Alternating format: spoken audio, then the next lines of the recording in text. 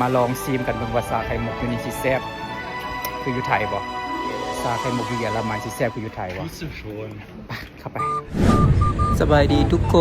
นมื้อนี้ลงทรงเตงกับพ่อสิพากันออกนอกบ้านไปเลาะซีมซาไข่มุกอยู่ที่เมืองโกสลาซึ่งใช้เวลาในการขี่รถไฟไปกันประมาณ1ชั่วโมงกว่าๆเนาะและก่อนสิฮอดโกสลาสองพ่อลูกก็จะได้แวะช้อปปิ้งกันซะก่อนอยู่ที่เมืองฮานโนเวอร์ซึ่งเป็นอีกเมืองหนึ่งเนาะที่เป็นเมืองที่ค่อนข้างจะใหญ่และก็มีแหล่งช้อปปิ้งให้กับหลายๆคนเนาะไปเลาะละลายซับกันได้ตามใจซึ่งด้านหลังของลุงตรงเตงตอนนี้ก็คือสถานีรถไฟและแหล่งช้อปปิ้งทั้งหลายทั้งมวลนะครับบ่ไกลจากสถานีรถไฟของฮานโนเวอร์ซึ่งย่างออกจากสถานีรถไฟมาบ่พอเท่าใดแมทก็จะเจอห้างค้าและแหล่งช้อปปิ้งจำนวนหลงหลายและหนึ่งในห้างที่ลุงตรงเตงมักเข้าไปเลาะช็อปที่สุดก็คือห้างเสื้อผ้านิวยอร์กเกอร์ซึ่งราคาเสื้อผ้าก็บ่ค่อยแพงปานใดเนาะและก็เสื้อผ้าก็ค่อนข้างมีสไตล์เมื่อแล้วจากการช้อปปิ้งอยู่ที่ฮันโนเวอร์เป็นที่เรียบร้อยแล้วเนาะสองพ่อลูกก็สิได้ขี่รถไฟไปเล่นต่ออยู่ที่โกสลาซึ่งอันที่จริงเนาะในตัวเมืองเขาเจ้าฮานาคาโบได้ไกลจากสถานีรถไฟเลยสามารถย่างไปได้แบบสบายๆชิวๆเนาะและในระหว่างการย่างเขาก็จะได้เพลิดเพลินไปกับความงามเนาะของตึกอาคารที่มีลักษณะเป็นตึกเก่าแก่สไตล์ยุโรปก็เป็นโมเมนต์ที่แบบ enjoy สุดๆเลยเนาะมาโกสลาถ่ายแบบตุ้ยมันเนาะแล้วก็ตามที่ใกล้ท้องถิ่นเพิ่นบอกให้ฟังเลยเนาะว่ามาโกสลาทั้งทีก็ต้องถ่ายกับรูปปั้น2รูปนี้เนาะซึ่งเป็นซิกเนเจอร์ก่อนสิเข้าไปในเซ็นเตอร์ของเมืองเขาเจ้าและอย่างที่เห็นในวิดีโอเนาะเรือนซานบ้านซองเขาเจ้าแบบมีความเก่าแก่มีสไตล์เป็นระเบียบเรียบร้อยแล้วก็สะอาดหลาย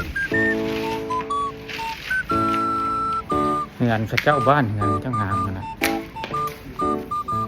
มาช้อปปิ้ง2พ่อลูกมื้อนี้เป็นมื้อฟรีเดย์2พ่อลูก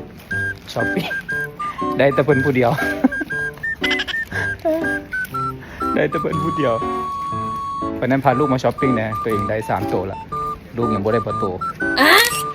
เลาะช้อปปิ้งแล้วเนาะก็สิพากันเลาะหาหยังกินต่อซึ่งลงตรงเตงมื้อนี้ก็ได้เลือกกินชนิดเซลชัมปิญอนเสิร์ฟกับข้าวคลุกแคชช็อปแล้วก็มีสลัดให้นำจานนี้ให้คะแนนความแซ่บอยู่ที่7คะแนน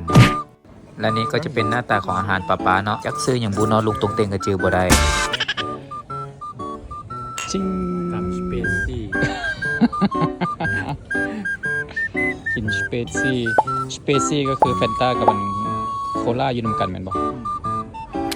กำลังจะไปกินชาไข่มุกกับป้ามาลองซีมกันเบิ่งว่าชาไข่มุกอยู่นี่สิแซ่บคืออยู่ไทยบ่ชาไข่มุกอยู่เยอรมันสิแซ่บคืออยู่ไทยบ่ไปเข้าไปชาไข่มุกเยอรมันBubble tea. Masha, oh, you mean mango smoothie. Milk. Sugar, milk. Yeah, sugar milk tea.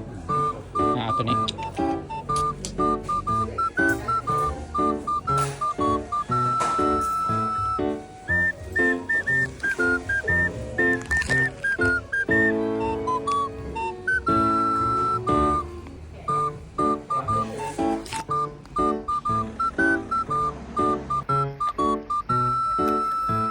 ลองซีมชาไข่มุก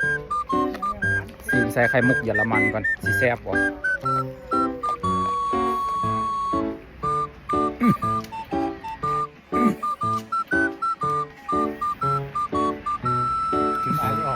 หวาน แซ่บอยู่แต่ก็หวาน